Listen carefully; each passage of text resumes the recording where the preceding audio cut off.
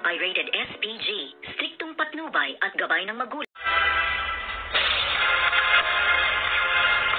Good afternoon and welcome sa aking munting channel, at dito nga ay muli nang nagbalik itong si Tanggol kasama nga si Bubble sa loob ng correctional, na kung saan naman ay nagkataon din na itong si Rigor at ang kanyang kumparing si Mando ay siya ring punta nila sa loob ng correctional, na kung saan nga ay pupuntahan nila at aalamin ang katotohanan kung sino nga ang tanggol na binanggit nitong si Chief Espinas nung sila ay pinatakas. Kung kaya't dito talagang para ma-confirm nito ngang si Rigor ang katotohanan na kung nasaan ba talaga itong si Tanggol, kung ito ba ay nakatakas or nakakulong pa rin. Ngunit mahigpit naman na itong si Chief Espinas na ipakita itong si Tanggol, dahil nga hindi pa niya alam na itong si Tanggol ay nakabalik na nga sa loob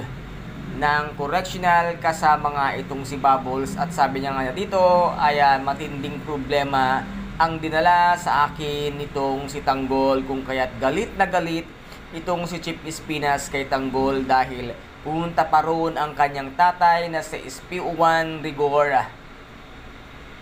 para lang alamin ang katotohanan kung saan nga napunta or tumakas nga ba itong si Tanggol. At dito naman ay nakaharap na nga nitong si Rigor si Chief Espinas at nakilala niya nga at bumalik sa kanyang balintataw ang mukha nga dito nito ngang si Chief Espinas na siyang bumaril sa kanila upang mailigtas nga itong si Tanggol kasama si Bubbles. At dito naman ay talagang hindi halos makakibo itong ngang si Chief Espinas dahil nakilala nga nila itong si Tanggol at nakilala rin itong si Chief Espinas dahil nga sa na-drawing ang kanyang pagmumukha.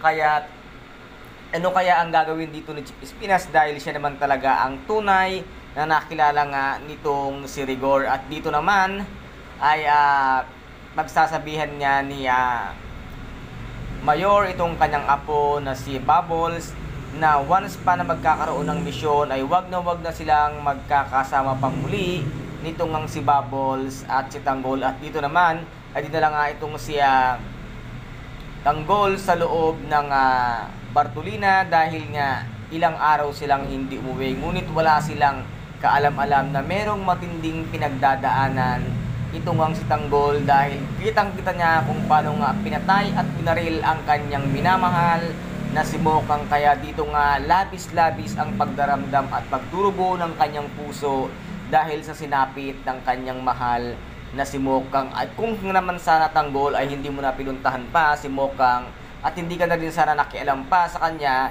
di sana ay hindi pa magwawakas ang buhay ni Mokang. Ikaw din ang naging dahilan kung bakit nga ngayon ay sumakabilang buhay na si Mokang dahil sa sobrang katigasan din ng iyong ulo. Kaya wala kang masisisi kung hindi ang iyong sarili dahil yan ang ginusto mo. Pinilit mo kasi nga itakas pa si Mokang. Sana naman ay pinaubaya mo na lang siya kay Ramon dahil nga nagpakasal siya kay Ramon. Kahit na anong mangyari sana ay okay na lang sana na kayo ay nag-usap at nagkita. Sana ay naging masaya ka na lang doon at naging masaya ka kung ano man sana ang buhay ni Mokang. Ngunit pinakilaman mo si Mokang na itakas. Yan tuloy ang nangyari kay Mokang, ang nakitil ang kanyang buhay. And guys, ito po ang ating pakaabangan dito nga sa tinaguriang pambansang teleserye FPJ ang Batang Quiapo. At kung nagustuhan po ninyo ang aking video for today, paki-subscribe na lamang po ng aking channel, paki-like and share para maging update kayo sa lahat ng gagawin kong video dito sa FPJ ang Batang Quiapo. Maraming salamat po, ingat, God bless and bye-bye!